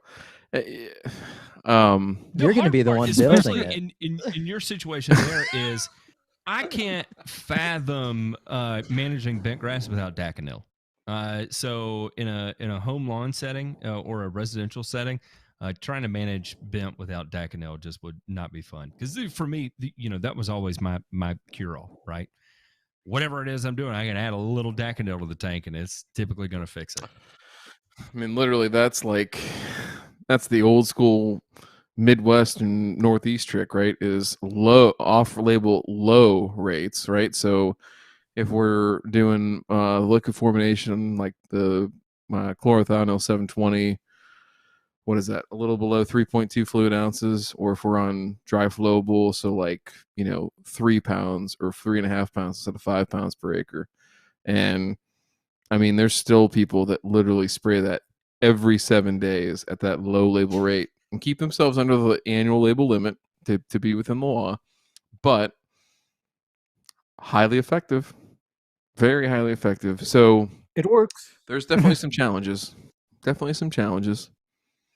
And that's the one thing too, is that you don't see Ray, here's the one thing. I know you love Mancozeb, but Mancozeb here for us on some of the more common diseases like dollar spot and some of those things, it ain't moving the needle much. You can do some stuff with it, but it ain't going to move the needle like a Daconil or a Secure. You watch. I'm not going to talk about. Oh, I love it. But it's got a place, and it ain't for. It's not going to replace chlorothalonil in my program, for that purpose as a contact. Actually, not for me. That's a good point, because while it was still legal, my go-to don't have time to figure out the disease issue, but I need to get it under control mix was Mancozeb, Aliette, and either 3336, or if I'm going back a few more years, Benlate. Man, Benlate. Go back a few more years and go get yourself some 1991. Right. But then what I'm saying is the young kids here won't know that. They won't know that one. No, y'all are really showing your age. But what I'm saying is that I get what you're saying about how Mancozeb was never my go-to for dollar spot, because to me, Mancozeb was always brown patch, pythium, and leaf spots. Whereas I considered Daconil to be more for dollar spot as a contact fungicide. Yeah, so you're totally right. I was going to say, I always sprayed azaleas with Mancozeb and just accidentally hit the brown patch as I moved past it as well. It's just typical overspray. I mean, yeah. It happens. It happens, right, Matt? It happens because but it was just rinse. Yeah. Oops. Yeah. Put that stream on that JD9 and see how many feet I can get out of it. I had a mini stroke there. I had a tremor. I'm sorry. The gun just went all over all willy-nilly, as a matter of fact. Well, actually, because back in the old days, how's this one? I had a gun set up that had 3 ceramic disc core nozzles, mounted on a trident head. Ryan is cringing. You go all out on your tips and your the last 1 foot of your spray application equipment. I love. It's like nothing else you'll find. So anyway, someday, go ahead. So anyway, with that particular, thing, I could literally cover like 500 square foot of grass just by, waving that assembly out in front of me. And of course, discharge rate on that assembly was about 5 gallons per minute.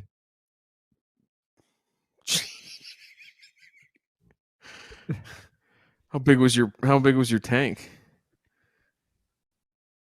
Either 5 gallons. 50 or 100. Oh god. 50 or 100. 50 or That's what we need.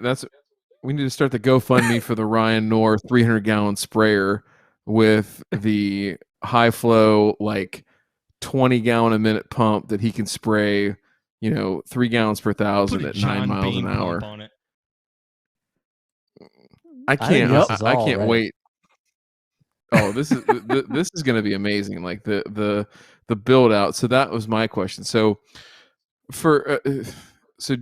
here's a question for you, and this would be a good question to ask Lee. I wish he was here to ask him this. Is what did he learn in building the turf park? And the follow up to that is, what could you learn from him, and what when you went down there and saw it, are there things that you took away that when all of this materializes at whatever point, right? What are some things, 1 or 2 or 3 things that you picked up that you said, yep, I would do that, or hey, I liked what he did here, but I would do this and this and this, maybe a slight bit different just for me. Did you pick up on any of that? Yeah, I think one of the things probably was just, I don't know that I would have brought in soil necessarily at all. I think I would have just went straight to doing more of a sand thing instead of trying to bring in a kind of native thing there. And I don't know really why necessarily that was. Maybe it was just cost. Maybe it was, I don't know. But for me, I'm thinking if I wanted to do those plots or I wanted to do some testing, I think like Ray said, if I just went to more of a sand right away, then I would have a lot more control over everything. So I think right off the top of my head, that's probably the first thing that comes to mind. No question. I mean, that's you do have more control in that scenario. Obviously, the cost goes up on the front side, but you've got to, if you're trying to maintain stuff half inch or less, or even 3/4 or less, you got to have that control, right? I mean, we were just talking. That was the first thing that Ray mentioned, and Matt's mentioned it too. Is that the froggy feet, the wet feet, like. I don't care what you're growing. No. It ain't fun. It ain't fun to grow low cut grass in that kind of an environment. Just flat out not fun. And well, I've even found that so at home too. The same thing goes for kind of the soil that I'm dealing with. And once I went to the low cut stuff, it's basically the same type of scenario where it just depends on the year. Last year we had such a dry year, so I was much easier able to control all of that stuff because I was in control of all the water. But there's other years where it just might rain nearly every single day in July or whatever the case is. And with the soil that I have, it holds a lot of nutrients and everything too, which is good. But at the same time, then the moisture management is just really difficult at that point. Too much water. Yeah. I mean, that's just, one of the issues. However, I have an alternate theory on why Lee did that. And that is to duplicate the conditions created when True. your average builder or developer of a neighborhood scrapes away all the dirt, brings in the cheapest fill that he can get his hands on, and then lays turf on top of that. That's a very good point. Very good point. I mean, but then if he can then get a game plan, as to how to actually manage this correctly, he can then tell his customers that are, looking to have some, low cut fine turf around their homes. He's able to kind of warn them and tell them, okay, this is probably what you're going to have to deal with. Be ready. Yeah. No, that's a great point. I mean, ideally, obviously, yeah, if you could just do the sand, but to Ray's point there is probably not what most people are going to be doing. So if you wanted to be more realistic in terms of your customer and what they might be dealing with, it's absolutely a great point. Yeah. So on that, but Ray, here, let me ask you this question real quick. And Ryan, I'll ask you this too, because you both experienced this on cool and warm season, is in what situation would you expect to top dress one time with sand and have everything be fixed for any reasonable length of time? 2 or more years. Is that practical? No. You know what my On experience low is with cut, on the sand real top cut, dress? real cut. Yeah, on the real cut stuff, Ryan, here's how I do it. I am maintaining my sand cap at least once every other year. And my idea of a sand cap is, earmuffs an inch or more at a time. Earmuffs. Because I'm dealing with Zoysia. And not a warm and not a cool season grass. Because I know as a cool season grass you can't do that. Oh, yeah. So anybody listening that would ever consider, think about, or try and do that, especially if you're married, the first thing you need to do before you top dress an inch is pack all of your shit and put it in your car, because you will be out on the doorstep by probably within 24 hours after that. So it'd just be a good idea to get it all done ahead of time.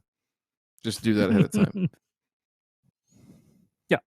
But use those Hilton hotel points. Do whatever you need to do. Lay low for a little while. Like when Brick killed a guy in Anchorman, you need to lay low for a little while. Because I've seen that movie. Here's the thing is that I do catch some hell for turning people's lawns into beaches. I mean, I do catch some hell. I mean, don't get me wrong. However, 2 or 3 weeks after that grass starts poking through that sand cap, then I look like a genius. But when the lawn looks like a beach is when I'm not people's favorite person. I gotta admit. Yeah. Yeah, that's a process, and there's a lot of education. But when you're the owner of the property, and when you're already crazy and you're going to do the work yourself, none of that matters, right, Ryan Knorr? Well, just imagine me last year in my neighborhood with tons of sand in the driveway, and then putting that down, and it looked like, it's not a crazy beach at that point because I wasn't going too crazy, but still, I mean, just imagine that in my neighborhood, and they're like, good God, what is Ryan up to now? We just have no idea. He's off the deep end, not even going to ask questions at this point. He's lost his shit. Yes. Somebody asked in the Discord, cool season sand cap isn't a thing. It can be a thing, but really, like, the most you can go is probably like a 1/4 inch at a time. Now, there was some really, really good work done 10, 11 years ago at Michigan State, and they really tried to quantify how much and how frequently you can go. And so really, like, at peak growth, from May through the summertime, going out at a 1/4 inch and doing like 4 applications of that on like a 4 to 5.5 week interval right through that period of, say, mid-May through early September, you can absolutely get an inch or a little bit more down in that period and be safe, right? So sand capping it's more annoying with cool season because you can't just bury it like you can, Bermuda. But if you're committed to it, that's the one thing that I think is tough for, say, in a homeowner proposition, is you're just doing it repeatedly. And I don't think anybody looks forward to doing that, right? Unless I do. You're like Ryan Knorr and you score a Ecolon top dresser right down the street for like pennies on the dollar. Yeah. Money. No, That's money. I got a decent amount down in that first application because when I pulled my soil cores this year for the soil test, it's a decent amount. So I'm excited to do that again, which hopefully will be maybe in a month or so. You're doing that in Cujo's too. How comfortable is that not? Oh, it's good. Yeah. It's good. Looks good. But here's the craziest sand cap that I've ever done. Imagine putting down 1.5 inches every 30 days, 3 times. What the man? What was the? I can't say it on here. Never mind. I'm not even going to go there. On that. No. Is that like 4.5 inches of sand that you had to go down? That's Yep. that's you did the math right there. Yeah. I was making sure. Yeah. Yeah. The And craziest one I've ever done is not close to that. But go ahead. Yeah, me neither. but then here's the thing is that doing that basically fixed a perennial Pisium problem that I had. It was this perennial and chronic. Every time it rained, that turf would just patch out and get rotten. Where once I threw down that sand and I made the grass put its roots on sand rather than in, red mud, the grass was happy again. That's the problem I was having on my ryegrass that first season. That it was just it rained a lot during the summertime, and then there was no way out of it. It was just soaked all the time during that year, and wet lithium feet, was right? definitely Wet feet. Yep. Yeah. That was intense. that'll That be- went from a. Go ahead. I was just going to say that'll be the issue on the Zoysia grass at Real Rollers too, until that gets rectified. Right on. Yeah, that's a lot, Ray. That's a lot. That was so. Kevin Shepard asked in the chat, "Can you do a phrase mow sand cap and then grow in on top of that?" You can. Oh, we lost Ryan. Hang on, Ryan. RD, we lost your microphone for whatever reason.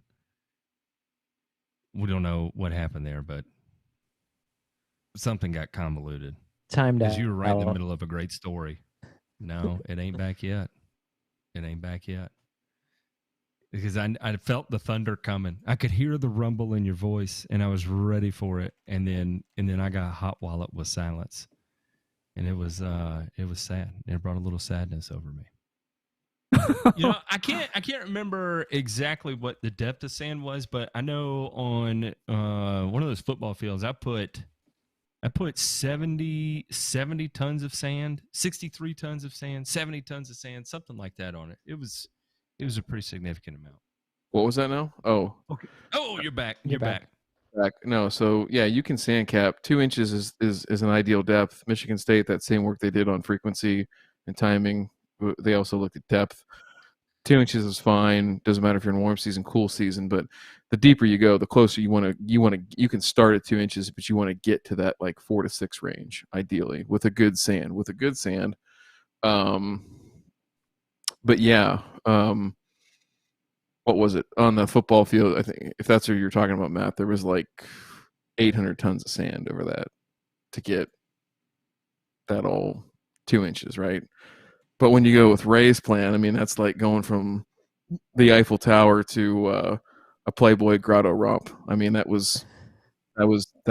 seriously evolved really quickly. Like I was not expecting that. I was not. They went down to the beach, and they were like, all the tourists were like, "How come there's no sand left on the beach?" And we're like, "Well, Ray took it all." Yeah. There's Diamond Head. There's Diamond Head. Yeah, where's all the sand though? Oh, Ray. Yeah. What? Ray, no big deal. No big deal. Yeah. However, maintenance once you sand like that is at least every other year, and actually every year ideally, is I drop another ½ inch to an inch of sand over that one time a year during the growing season. And the reason why I'm doing that is because, do you know what happens to that excessive organic matter when you bury it with sand? Dilute it. Yeah, I was gonna say you It's dilute diluted. It's diluted, and then it decomposes. You see, I'm the exact opposite of But Ray, those. I was told more organic matter is better. I was told It's it's better. better. I know, Matt. It's better when you want Piscium and large patch. More organic matter is your thing if you want those fungal diseases to be a prominent feature of your life. Then by all means, go ahead with the organic matter. And oh, by the way, I even count humic as organic matter because you put enough humic in the soil, then that soil will definitely retain a lot more water. It'll retain it for sure, but then the problem is that can somebody please make a spray for me? And I expect you or Matt to work on this now. Can you guys make a spray for me where I spray it out and I can make 5 inches of rain in one day dry up? Can you guys like formulate for me something? I would like that. Absolutely not. I know I can, and I'm not going to do it just because you asked, Ray. No, I'm just kidding. I'm just totally joking there. No, I Turfus. Good luck. Yeah, turf time, right?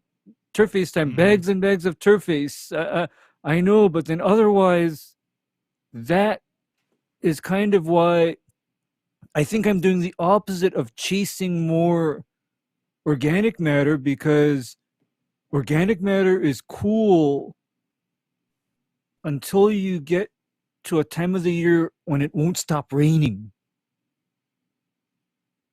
Then that organic matter is not your friend anymore. Yeah. Well, I think that's what I always ran into as well when I had the full Kentucky bluegrass backyard too, was just same type of issue in this midsummer where one, it's a really dense grass anyway, and if you're cutting it taller, then it was just difficult to manage that moisture, and there we go, every single season problems right there. Okay, I have an alternate theory on Kentucky bluegrass as well. I'm under the impression that it turns into a liability unless you're mowing it at about an inch or lower, especially in more humid climates. RD can't. We're not hearing him again. Yeah, your mic's out again, and I saw that face you were making, so I know you've got something quality to contribute here. That face was just priceless. I think he was triggered. Oh, definitely triggered. You can mow. Let me think here. I want to make sure I say this accurately. I would say that Kentucky bluegrass, of all the cool season grasses, has the most widely adapted mowing height range of any of them, right? I can mow that from, I know there's some folks that mow it at a half inch. I certainly wouldn't. The lowest I would go on it might be like 3/4. 3/4? Yeah. 3/4. Looks so good. And then all the way up to about 3.5. 3.5 would be my max, right? So in the issues that you run into, and I'll let Ryan speak from a lawn care perspective, but the things that I'm always freaking out about, right, is the number one, summer patch, wholeheartedly, right? And so there's cultural things that we can do to manage around that. Again, understanding what our manganese and magnesium levels are in our soil. There's a big indicative correlation there in terms of being too low, and I think I want to say the critical level on that is like 45 or 50 parts per million, something like that, for manganese specifically. Magnesium to a lesser extent is important there too, but also timing those fungicide apps right. So like we want to hit it when it's 65 degrees at 2 inches for like 3 days straight. If there's Kentucky bluegrass growers out there, I would say that University of Connecticut, John Iguanito, their plant pathologist there, by the way, Ohio State grad, go Bucks. he is probably the preeminent guy on Summer Patch. Also, Bruce Clark down at Rutgers, who's retiring. But if you're looking up stuff on Summer Patch and trying to time up those apps, that's 65 degrees, 2 inches, 3 days straight. That's your trigger. You make that first Strobularian app, and then come back 28 days later, hit it again, right? So this is one too where, to Ray's point, Ray and I love to talk about this, but this is where carrier volume matters. This is where if you want to flush it through with a little bit of wetting agent to get it down into your root zone where it needs to be taken up by the plant, because remember the strobularians, and particularly azoxystrobin, systemic up and down, right? You want to get it in the roots because that Summer Patch is a root attacking fungus, right? So those are like really critical steps if you're going to grow it at a high level. Now, the thing that I think a lot of people that are listening or will watch this don't face is the fact that it really doesn't manifest itself until 3, 4, 5 years down the road to when you have a stand of Kentucky bluegrass. So sod, you can see it earlier on because it's established and it's coming to you, right? But it's really that true age of the grass of years 3, 4, 5 is when you really start to see it, and you have to start treating for it preventatively. You can get by, you can be preventative before that just to cover your butt, but when you do get it, it's devastating. It's there's nothing you can do to recover because it's a pathogen that manifests itself when you don't even see it happening, and it only shows itself after it's so far gone that, I mean, there's literally nothing you can do at that point to recover, other than hope that you don't get dinged up by it too badly, and then come out on the other side. And whether you're seeding or you're just trying to push rhizomes to spread, that's about all you got, right? So those are the things I worry about. That's the one major thing I worry about with it, but other than that, Midwest, Mid-Atlantic, Northeast, it's a pretty forgiving grass. And the last thing I'll say is that there are a lot of really good cultivars available right now, and a lot of really good blends out of those cultivars that are available. And so that gives me hope that there is, again, there's continued plant breeding that's trying to some of these issues that we face as growers, whether it's home lawn, sports fields, golf course roughs, golf course fairway, whatever it is, that there is a lot of good breeding that's going to come out, and good genetics that will continue to come out. And I know that's something you guys both preach. So don't worry about bluegrass. It's all good. It's, it can be troublesome at some times, but you just got to beat it back into submission. And if not, you know what? Seed's pretty cheap right now. So unless you have perennial ryegrass, in which seed's going to be expensive and pretty much not available in the next 5 months. But yeah. Unless you got a Jacqueline dealer. It's interesting about Kentucky bluegrass in the the almost total antithesis with new Bermuda grass and spring dead spot, right? So those first 5 years of a newly installed Bermuda lawn, spring dead spot is just what you deal with, right? Unless you just absolutely nail the timing of that application. But it's weird because after about 5 years, it just is no longer really a thing anymore. Then you have to worry about winter kill if you have, real aggressive freezing and that upper layer of soil, or especially in areas where you retain a lot of soil moisture. Where we are in the Southeast, winter's kind of our rainy season, right? We get exponentially more rain now than we do through summer and fall, right? So unfortunately, that's all there. And then, we have ice storms, right? We don't necessarily always get a bunch of snow. That when we do get freezing weather, it's typically in the form of an ice storm. And then that is when we have the proliferation of winter kill. But totally different, looks totally different, acts totally different than spring dead spot too. Ryan, what do you just Knorr, thinking about going into this season with real rollers, what is your biggest apprehension? And what would you say?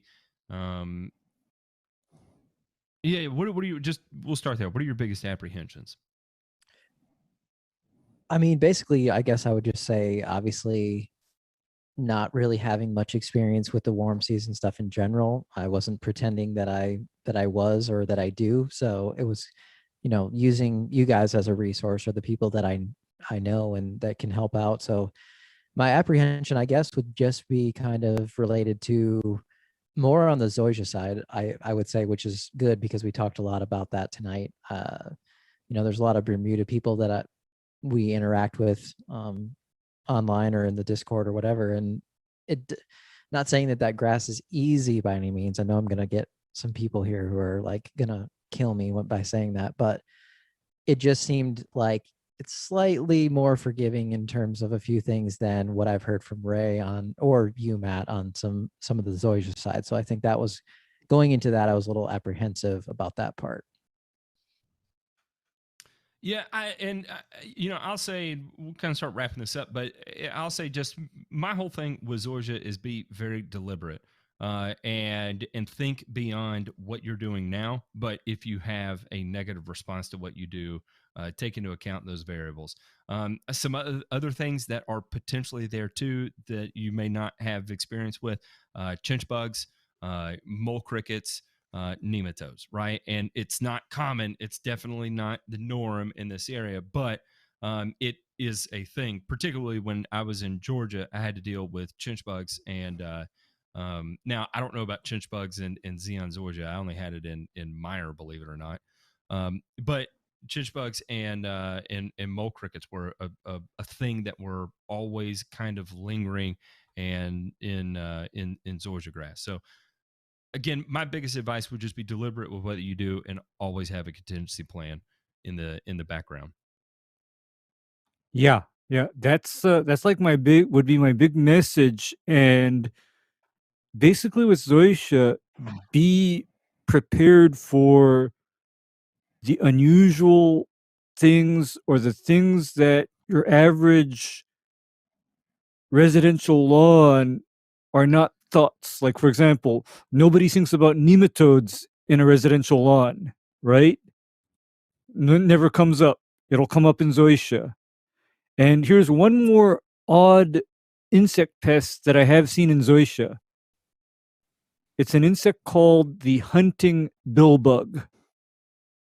Oh shit, Ray! No, good call. Good. no, and do you know call. why? Do you know why I bring that up? Is I remember in the 1990s, back when every single square inch of Hawaii was being sodded or sprigged with El Toro, I got a call from somebody that said that their lawn was developing strange dead patches in it. It was, of course, middle of summer, not rainy, not wet. In fact, we were in the middle of a 30-year drought back then, so it couldn't be a disease. And then me poking around, in their grass, looking at it, I noticed some peculiar holes eaten right through the stolons. And I thought to myself, this is not normal for Zoysia grass stolons to have a hole eaten clean through it. And then finally, after some more digging and, in fact, flooding one little area of the lawn with the water hose to see what would come swimming up in the water, I then found my culprit in the form of billbugs. And safe to say that the following day, that lawn got treatment with something that is basically no longer allowed on the market. So there and is Go ahead. and that's where my, 3 nozzle, 5 gallon per minute spray gun came into, effect, because with a pest like that, you had to get contact with both the grubs from that pest as well as the adults. A surface application or a light mist to coat it wouldn't quite suffice for that.